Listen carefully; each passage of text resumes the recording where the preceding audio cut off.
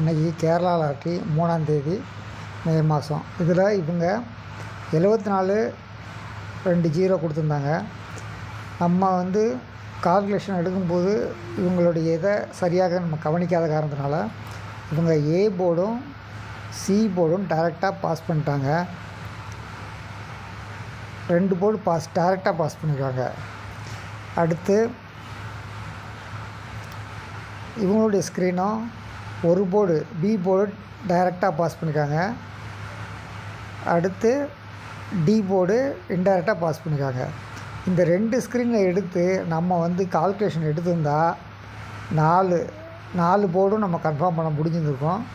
சரி, பரவாயில்ல, இனிமேல் ட்ரை பண்ணுவோம். இப்போது இவங்க 2 போர்டு டைரெக்டாக வச்சுருந்தாங்களே அந்த ஸ்க்ரீன் இவங்க. இது ஒரு போர்டு டைரெக்டாக வச்சுருந்தாங்களே அந்த ஸ்க்ரீன் இவங்க. இப்போது நம்ம கணக்குப்படி 2 போர்டு டைரெக்டாக பாஸ் ஆகணும், அதை கண்டுபிடிக்கணும். 6 2 9 9 சரிங்களா? அடுத்து இவங்க இந்த ஸ்க்ரீனு இவங்க கொடுத்துருந்தாங்க. நம்ம இதுலேருந்து 2 போர்டு தான் இருக்குன்னு நினச்சிருந்தோம். ஆனால் 3 போர்டு இருந்தது. இவங்க ஒரு சில நாள் 3 போர்டு டைரெக்டாக வச்சுருப்பாங்க. அந்த அடிப்படையில் கால்குலேஷன் நம்ம எடுத்திருந்தால் கூட 3 போர்டை கண்டுபிடிச்சிருந்துருக்கலாம்.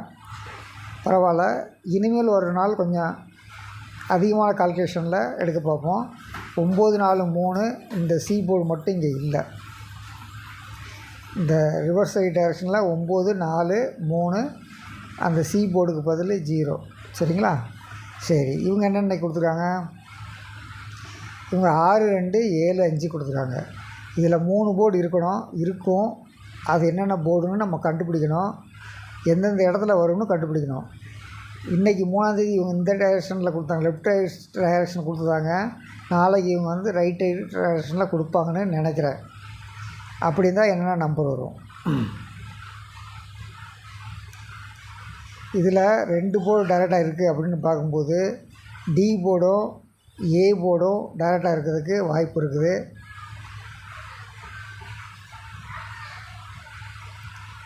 இதில்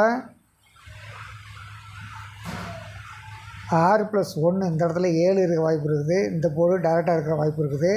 இந்த 6 இங்கே வாய்ப்பு இருக்குது. 6 2 7 டிஏபி சரிங்களா? சி தான் என்னென்னு நமக்கு தெரியணும். அதை எப்படி கால்குலேட் பண்ணுவோம்?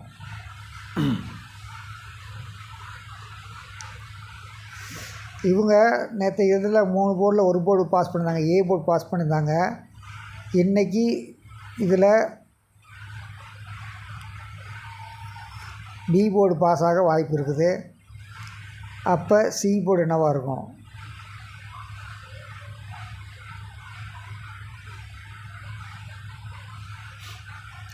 நமக்கு சி போர்டு மட்டும்தான் தேவை. சி போர்டு என்ன போர்டாக இருக்கும்? மற்றவங்க நாளைக்கு கொடுக்குற கால்குலேஷன் படியும் என்ன போர்டு என்னென்ன டைரெக்ஷன் கொடுக்குறாங்க பார்க்கலாம். அதன்படி சி போர்டு கண்டுபிடிக்க வாய்ப்பு நமக்கு இருக்குது. உங்கள் கால்குலேஷனில் என்னென்ன போர்டு டைரெக்டாக பாஸ் ஆகும்னு நினைக்கிறீங்க?